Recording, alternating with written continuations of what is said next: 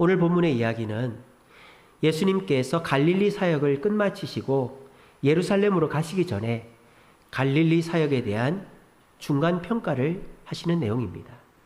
그래서 갈릴리 북쪽 가이사랴 빌립보 길가에서 제자들을 앉혀놓고 사람들이 나를 누구라고 하더냐라고 질문하셨습니다. 그때 제자들은 누구는 세례요한이라고 하고 누구는 엘리야라고 하고 누구는 선지자라고 하던데요 라고 대답했습니다. 사람들은 예수님을 선지자 정도로 알아본 것이죠. 예수님이 제자들에게 질문합니다. 너희는 나를 누구라 하느냐? 그때 제자들 중에서 베드로가 대표로 얘기합니다. 오늘 본문에는 주는 그리스도십니다 라고 되어 있고, 마태복음에는 주는 그리스도시요 살아계신 하나님의 아들이십니다 라고 되어 있죠. 그래서 어쨌든 공통적인 것은 그리스도십니다 라고 고백했습니다. 그 얘기를 들으신 예수님은 베드로를 칭찬하셨죠. 오늘 본문에는 뭐 그렇게 큰 칭찬이 안 나옵니다만 마태복음에는 바요나 시모나 네가 복되다, 반석 위에 베드로, 이 이름의 뜻이 반석이잖아요. 너희의 이름 위에 교회를 세우겠다. 그래서 천주교에서는요 1대 교황이 베드로예요. 여러분 천주교에 가보시면 교황 사진이 1대서부터 쭉 붙여져 있거든요. 거기 보면 1대가 베드로입니다. 그래서 베드로 위에 가톨릭 교회가 세워졌다, 그렇게 얘기하는 거죠. 베드로가 엄청난 칭찬을 들었어요. 왜? 사람들은 예수님을 선지자쯤으로 생각했지만 베드로와 제자들은 예수님을 뭐라고 생각한 것입니까? 그리스도로 생각한 거죠. 그리스도가 무슨 뜻이에요? 기름 부음을 받은 자다, 이런 뜻이잖아요. 기름은 누구한테 붓습니까? 왕한테 붓죠. 그래서 제자들은 예수님을 누구라고 생각했다? 얘기해 보세요. 누구라고 생각했다? 왕이라고 생각했다라는 거예요. 자, 여기까지는 좋습니다. 근데 이 뒤에 예수님께서 충격 선언을 하십니다. 뭐라고 얘기하시느냐? 내가 십자가에 달려 죽고 다시 부활할 것이다 라고 처음으로 얘기하셨습니다. 오늘 본문 31절에 보면 비로소 그들에게 가르치시되, 비로소, 그러니까 지금까지는 얘기 안 하다가 이번에 얘기했다 이 말입니다. 그리고 32절에도 보시면 드러내놓고 이 말씀을 하시니, 그러니까 지금까지는 드러내놓고 이 말씀을 안 했다 이 말이죠. 그러니까 예수님은 지금까지 안 했던 말씀을 처음으로 하신 거예요. 어떤 말씀을? 내가 죽으러 왔다라는 거를. 이 얘기를 제자들이 들었을 때에 충격을 받았습니다. 왜 충격을 받았을까요? 유대인들에게 메시아는 고난을 당하는 사람이 아니기 때문입니다. 유대인들에게 메시아는 로마를 물리치고 이 땅의 유대의 독립을 이룰 영웅이기 때문에 절대 고난을 당하면 안 된다라는 거예요. 그런데 자기들이 생각한 메시아, 그리스도, 왕이 고난을 당하는 것뿐만 아니라 죽는다니, 이걸 어떻게 받아들일 수 있단 말입니까? 그러니까 제자들이 이 얘기를 듣고 충격을 받아버린 거예요. 그래서 돌발적인 상황이 벌어집니다. 베드로, 얼마나 충동적이고 다혈질적인 사람입니까? 그 겟세마네 동산에서 예수님 잡히실 때 칼을 빼가지고 휘두르다가 말고라는 사람의 귀를 뺀 사람이 베드로지 않습니까? 이 베드로가 해서는 안 될 말을 합니다. 오늘 본문 보시면 32절에 보세요. 베드로가 예수를 붙들고 뭐 했다? 얘기해 보세요. 뭐 했다? 항변했다 라고 되어 있습니다. 항변, 말이 좀 어렵죠? 이 항변이라는 말이 무슨 뜻일까요? 뭐 그냥 예수님한테 질문했다, 예수님한테 반박했다, 예수님한테 거절했다, 이 정도의 뜻이 아닙니다. 이 항변이라는 단어는요, 헬라어로 에피티마오라는 단어입니다. 에피티마오. 이 말의 뜻은 뭐 거절하다, 반대하다, 뭐 반박하다, 이런 뜻이 아니고요, 꾸짖다, 비난하다, 이런 뜻이에요. 예수님도 이 에피티마오라는 단어를 쓰셨습니다. 언제 쓰셨느냐? 귀신을 쫓아낼 때 쓴 거예요. 귀신을 쫓아낼 때.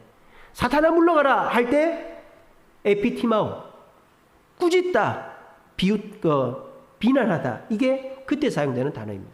지금 누가 누구한테 항변했다고요? 베드로가 예수님한테 항변했다고요.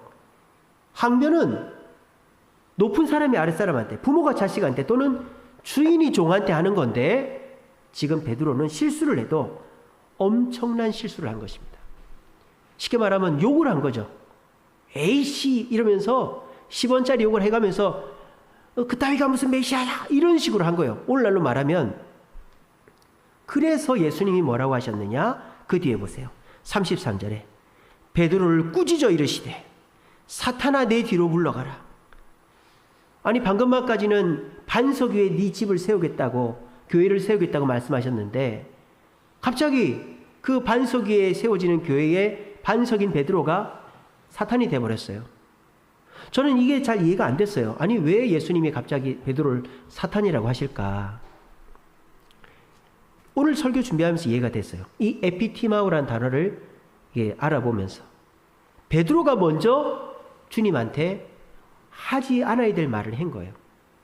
비난하듯이 꾸짖듯이 그렇게 얘기를 한 거죠. 그랬더니 예수님이 이 베드로에게 사탄이라고까지 책망을 하셨다라는 겁니다. 정말 이거는 이 자리에 있던 모든 사람들이 깜짝 놀랄 상황이죠. 어찌 할 줄을 모르는 상황이에요. 지금 스승인 예수님하고 제자 대표하고 한판 붙은 거예요 지금. 그래서 예수님은 나는 십자가에 죽으러 왔다 그러고, 제자들은 예수님이 죽으러 온 게 아니라 우리의 왕이 되고 우리가 이제 높은 사람이 될 건데 죽는다고 하니까 이제 막 마음속에 걱정뿐만 아니라 막 화가 나는 거예요.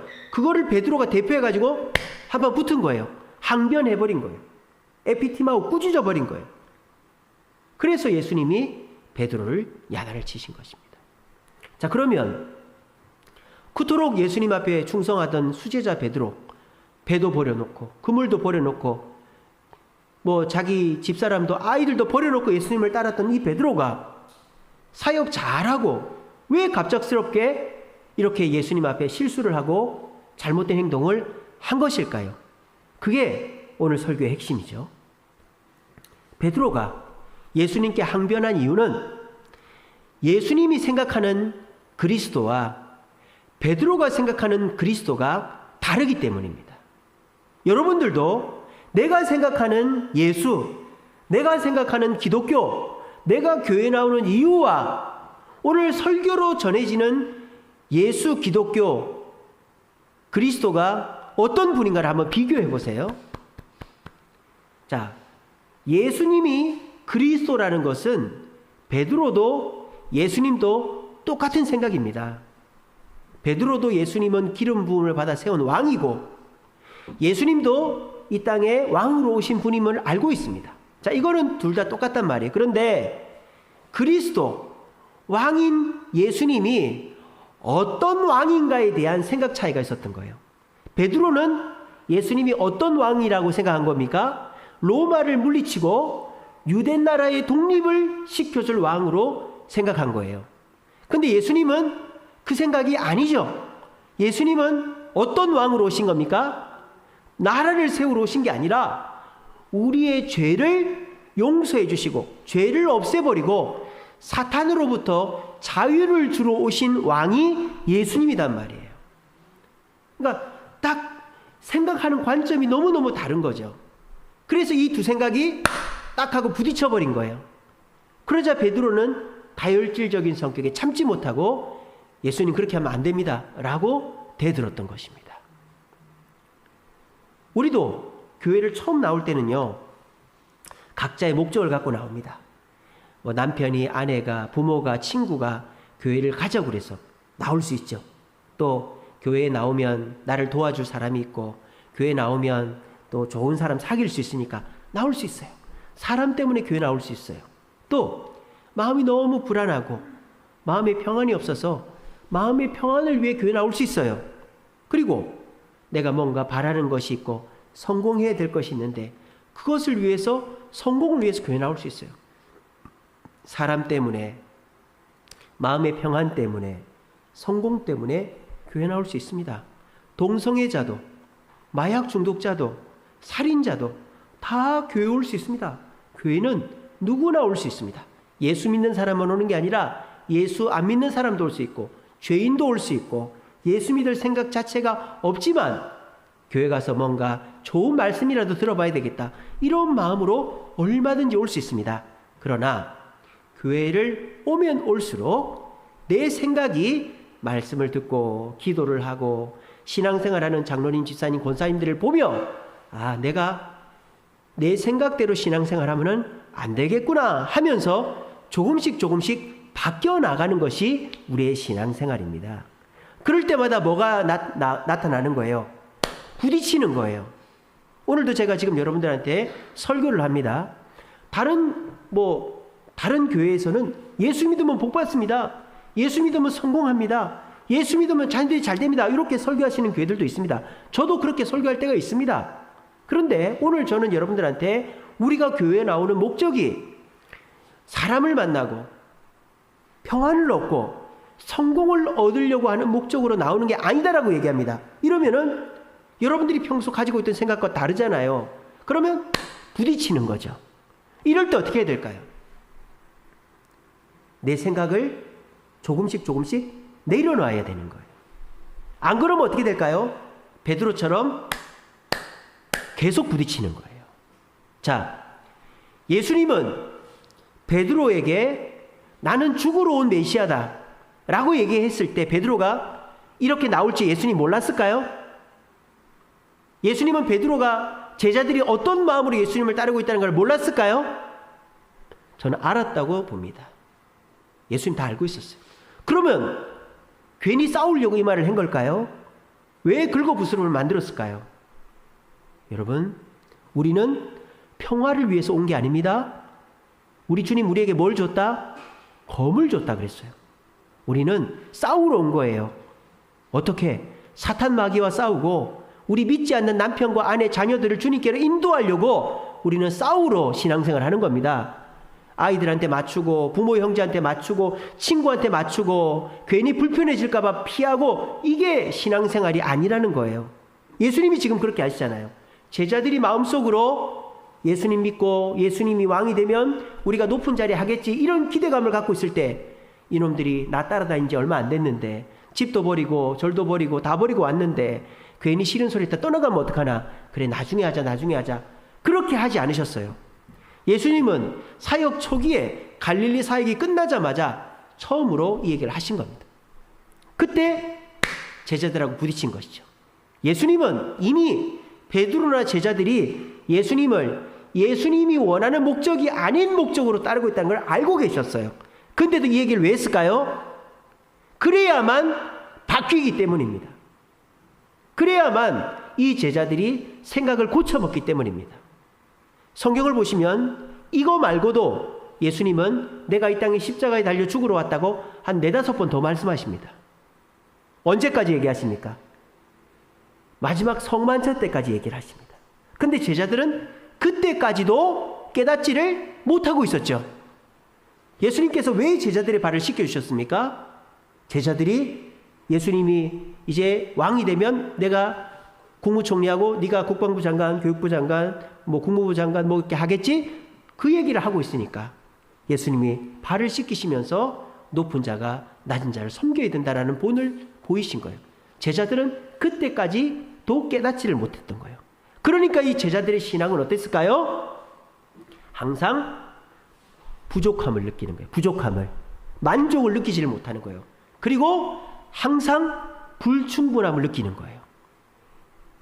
여러분 같으면 어떻겠습니까? 예수님이 옆에 있는데, 그 예수님하고 같이 다니는데 그거만큼 영광스러운 일이 어디 있겠습니까? 근데 이 제자들은 그 예수님을 3년 동안이나 같이 모시고 다녔는데 마음속에 부족함과 불충분함으로 원망과 불평이 가득 차 있었다 이 말입니다. 왜? 항변하는 신앙이었기 때문에, 내 생각을 그대로 가진 채로 신앙생활을 했기 때문에, 내 생각을 고쳐먹지 않았기 때문에 그 제자들의 신앙은 항상 부족하고 불충분했다라는 것입니다. 그래서 예수님 돌아가시고 성령 받을 때까지 한 2-3달 동안은, 3-4달 동안은 혼란스러운 그 자체로 두려움에 떨며 지냈던 것입니다. 그리고 이 제자들에게 성령이 임한 이후에 이들은 완전히 바뀌어서 주님 앞에 헌신된 자로 살아가게 된 것입니다. 오늘 이 자리에 계신 저와 여러분, 이 코로나를 뚫고 또 이 우리나라 국민의 60%는 무종교, 종교가 없는 이 시대, 굳이 종교를 가지지 않아도 먹고 사는데 지장 없고 재밌는데 지장 없고 굳이 교회를 나오지 않아도 내가 남들 도움을 받지 않아도 살아갈 수 있는 이 시대에 교회를 나오신 저와 여러분들이야말로 참으로 대단한 분들입니다.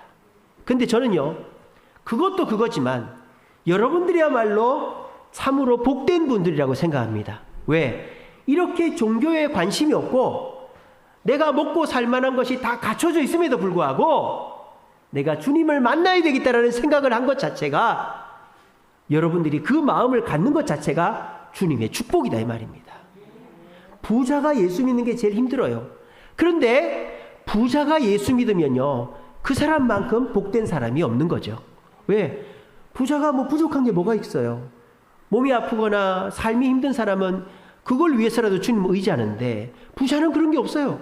내가 뭐 부자, 또 나이 젊은 사람들, 또 뭐 생활하는데 아무 지장이 없는 사람들은 굳이 예수님을 찾을 필요가 없는데 예수님 앞에 나왔다? 그거는 정말 주님이 특별하게 부르셨기 때문에 나왔다라는 거예요. 오늘 이 시간에도 이 덥고 습한 날, 비가 오다 말다 하는 날, 이 교회에 나오신 저와 여러분들이야말로 주님의 부르심이 있었기 때문에 나와서 말씀을 듣고 있으니 나에게는 변화할 수 있는 기회가 있고 주님을 만날 수 있는 기회가 있고 천국 백성 될 기회가 있으니 나는 참으로 복된 사람이라는 사실을 굳게 믿으시는 저와 여러분 되시기를 간절히 바랍니다. 우리는 참 복된 사람이에요. 우리 옆 사람한테 인사합시다. 당신은 참 복된 사람입니다. 시작. 예, 여러분들 참 복된 분들입니다. 그런데 이 제자들은 너무나도 어리석은 사람들인 것입니다. 하나님이신 예수님을 옆에 3년 동안 모시고도 마음속에 다른 생각을 갖고 있으니까 그 예수님이 옆에 있는데 사람이 살아나고 병자가 낫고 죽은 자가 살아나고 먹을 것이 생기고 하는데도 귀신이 떠나가는데도 불만족하고 있는 이 제자들 얼마나 어리석습니까? 그런데 저와 여러분들이 그렇게 될 수도 있다는 사실을 아십니까? 내가 목표한 바, 내가 원하는 바를 변화하지 못하고 계속 주님 앞에 나오면, 근데 우리 주님은 여러분들이 원하는 대로 들어주시지 않습니다. 그럼 어떻게 됩니까? 항상 불만족스러운 거죠. 그렇게 불만족스러운 채로 교회를 안 나올 수는 없으니까 나온단 말이에요. 그러다 보면 어떻게 될까요? 신앙생활이 재미가 없는 거죠. 교회들마다 여러 가지 특색이 있습니다만 예수 믿으면 복 받습니다. 예수 믿으면 모든 문제가 해결됩니다. 이런 말씀들을 전하는 교회들이 있습니다. 아, 그렇구나. 교회 나가면 모두 복 받고 모두 다 잘 되는구나. 근데 잘 되는 사람도 있죠. 나와서 간증도 하고 막 그렇게 합니다. 근데 저 사람은 잘 되는데 왜 나는 안 되지? 시한폭탄을 안고 있는 거죠. 무슨 문제만 딱 생기면 이제 교회를 안 나오는 거예요. 왜? 내가 원하는 게 안 들어지니까. 교회를 안 나오는 게 뭐예요? 항변의 표시죠. 항변의 표시. 나는 더 이상 교회를 안 나오겠다. 왜? 내가 이 교회에 나와서 내가 원하는 게 들어지지를 않으니까. 그렇게 되면 결국 신앙 자체가 꼬이게 되는 것입니다. 그럼 우리가 어떻게 해야 될까요? 항변하는 신앙에서 진짜 신앙으로 바뀌어야 되는 겁니다. 진짜 신앙이 뭘까요? 그럼 난 지금까지 가짜 신앙생활 했나? 난 지금까지 뭐 잘못된 신앙생활 했나? 그렇다고 말씀드리는 게 아니라 우리가 알고 있었지만 그것이 진짜다라고 못 박지 못했던 그 진짜 신앙을 이 시간에 말씀을 드리겠습니다. 아, 예수님이 저것 때문에 오셨구나. 내가 저런 예수님을 믿어야 되겠구나. 내가 이렇게 신앙생활 해야 되겠구나. 이 생각을 오늘 하시면 됩니다. 그 생각을 하시고 그렇게 신앙생활 하시면 여러분들이 원하는 사람과 평안과 성공도 이루어지게 되는 거예요. 잘 들어보세요. 예수님이 이 땅에 오신 이유는 우리의 문제, 특별히 이 땅에서의 문제를 해결해 주려고 오신 게 아닙니다. 이 시간에 그걸 분명하게 생각하십시오. 예수님은 나의 이 땅에서 살아가는 문제를 해결해 주기 위해 오신 분이 아닙니다. 결론적으로 나중에 가면 그게 해결이 되지만 그게 주된 목적이 아니라는 거예요. 1차적으로 기억하십시오. 교회 나와서 내가 내 문제를 해결하려고 올 수는 있지만 예수님이 이 땅에 오신 목적은 내 문제를 해결해 주려고 오신 분이 아닙니다. 이 땅에서의 문제를. 그러면 예수님이 이 땅에 왜 오셨느냐? 자, 두 번째로 기억하셔야 될 것은 나의 죄를 해결하러 오셨다는 거예요. 죄를. 자, 여기서부터 부딪힙니다. 항변합니다. 내가 무슨 죄가 있는데? 난 죄 없는데? 난 경찰서 가본 적도 없고 나는 뭐 재판 받아본 적도 없는데? 그렇죠. 그러니까 죄에 대한 얘기를 세상에서 들을 일이 없어요. 경찰서 가고 뭐 재판 받고 이러지 않는 이상에는 당신 죄인입니다. 이런 얘기를 들을 일이 여기서 세상에서 죄인이라는 얘기를 들을 사람이 누가 있습니까? 여기 계신 분들 다 착한 분들인데. 그런데 교회만 오면 유독 죄인이라는 얘기를 엄청 많이 들어요. 그렇지 않습니까? 나는 죄인입니다. 당신은 죄인입니다. 우리 모두 죄인입니다. 그러니까 이 죄라는 얘기를 교회 오면 제일 많이 듣는단 말이에요. 왜 그럴까요? 죄는 교회 와서 용서함 받기 때문입니다. 법정에서 용서해 주는 게 아니에요. 경찰서에서 용서해 주는 게 아니에요. 죄는 창조주 되신 하나님이 예수님을 통해서 우리의 죄를 용서해 주시는 거예요. 그래서 예수님이 이 땅에 오신 이유는 우리의 죄를 용서해 주시기 위해 오셨습니다. 자, 그러면 세 번째, 우리가 왜 죄 용서함을 받아야 되느냐?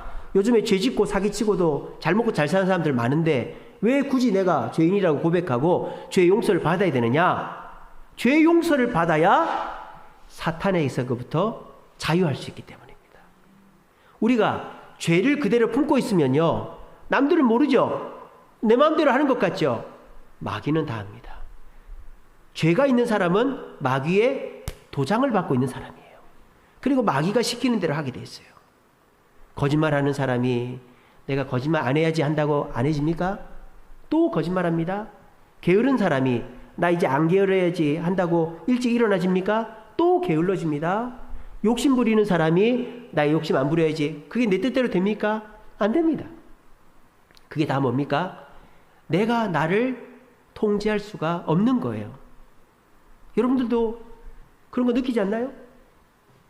내가 나를 통제할 수 있습니까?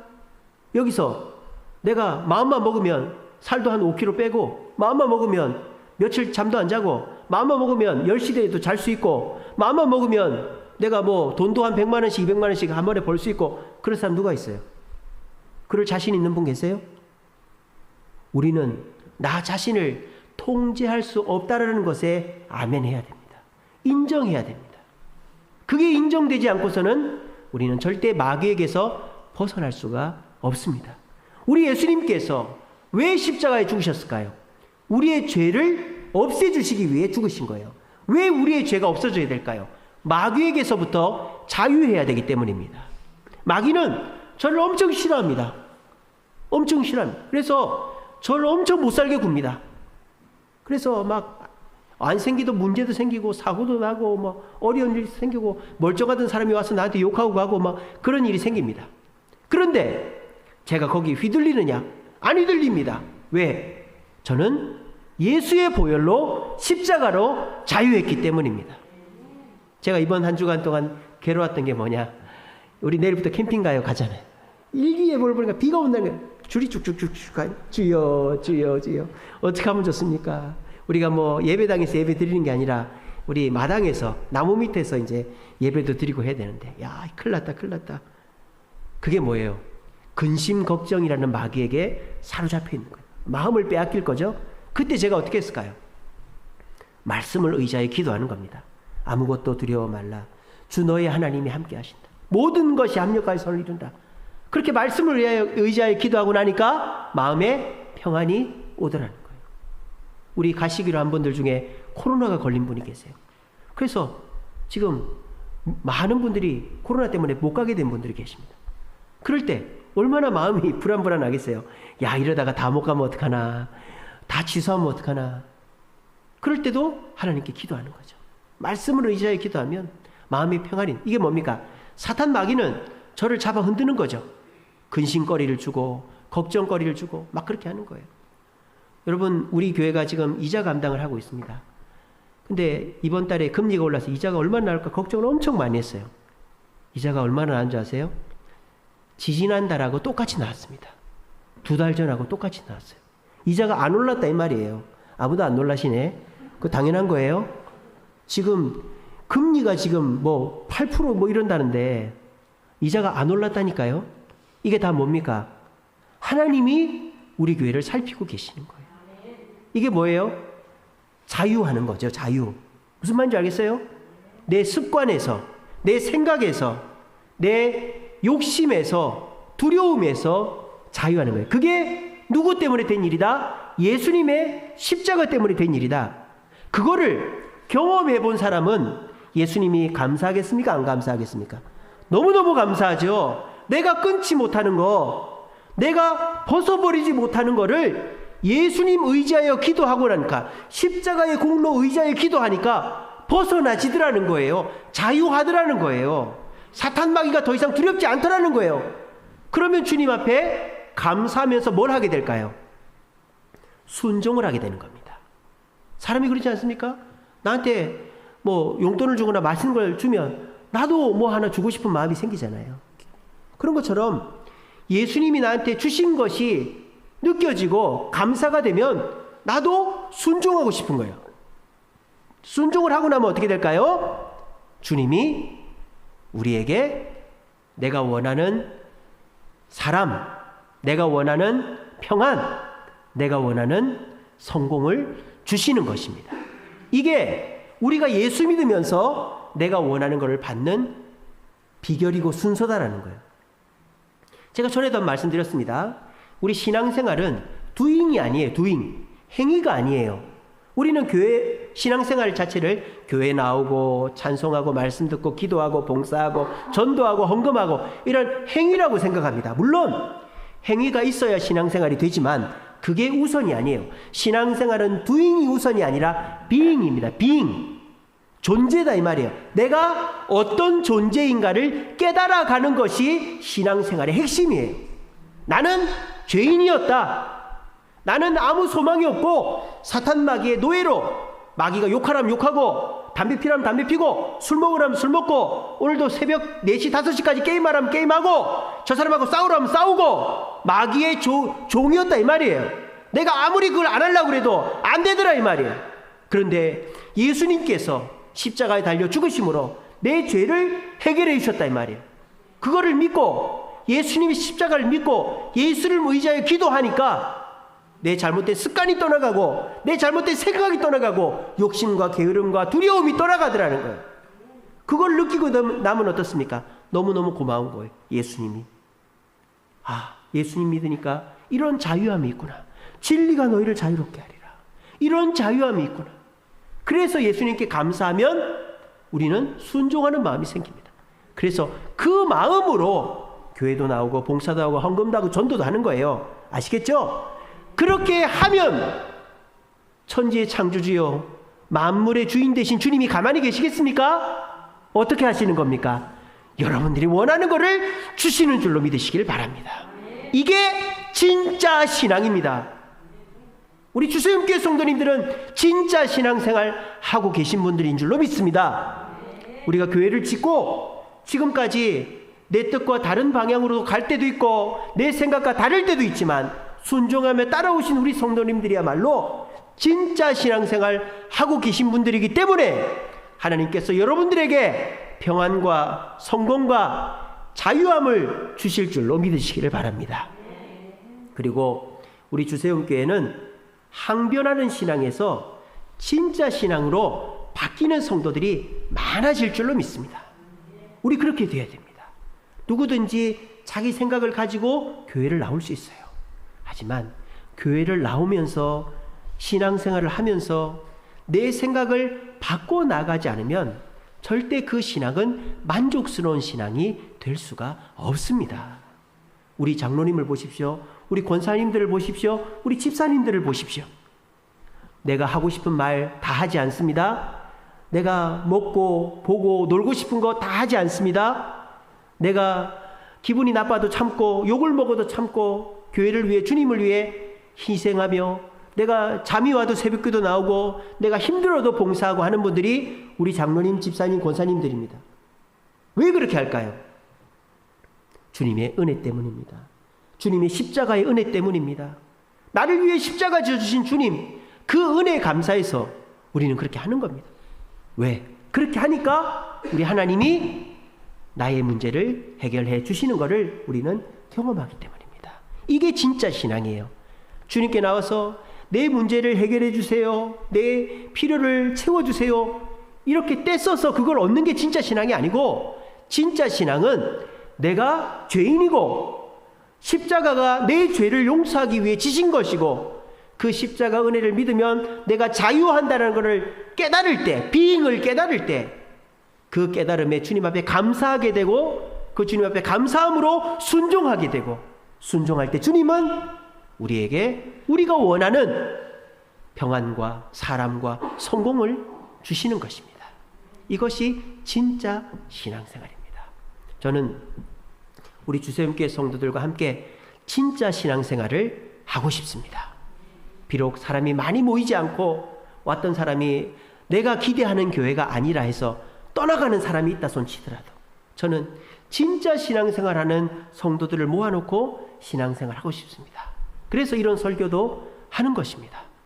내가 생각하는 신앙의 가치관을 내려놓고 진짜 신앙생활로 바꾸자라는 설교, 강단에서 해야만 성도들이 불만족이 아니라 충분하고 만족스러운 신앙생활을 하게 되는 것입니다. 저는 믿습니다. 우리 주님은 저와 여러분들을 만족해하는 분인 줄로 믿습니다. 우리 주님은 저와 여러분들의 필요 또한 공급해 주는 분인 줄로 믿습니다. 그렇게 하려면 예수님이 이 땅에 왜 왔는지를 분명히 알아야 됩니다. 내 현실의 문제를 해결하기 위해 오신 게 아니라 내 죄를 해결하시고 십자가 지심으로 내가 자유하게 하기 위해서 이 땅에 오셨다라는 걸 기억하시고, 내가 그 십자가의 은혜를 받은 너무나도 존귀한 자임을 깨달으시고, 그 깨달음 속에서 주님께 감사하고 순종함으로 여러분의 삶 속에 항변하는 신앙이 항복하여서 진짜 신앙으로 바뀌는 역사 있으시기를 간절히 바랍니다.